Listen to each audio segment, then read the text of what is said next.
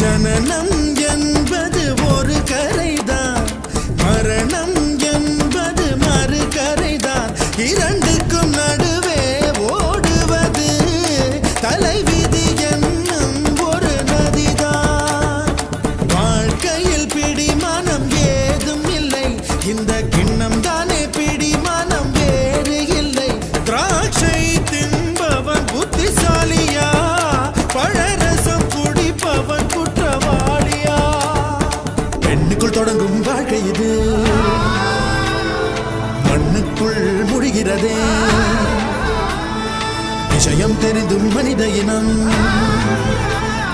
பெண்ணுக்கும் மண்ணுக்கும் பறக்கிறதே.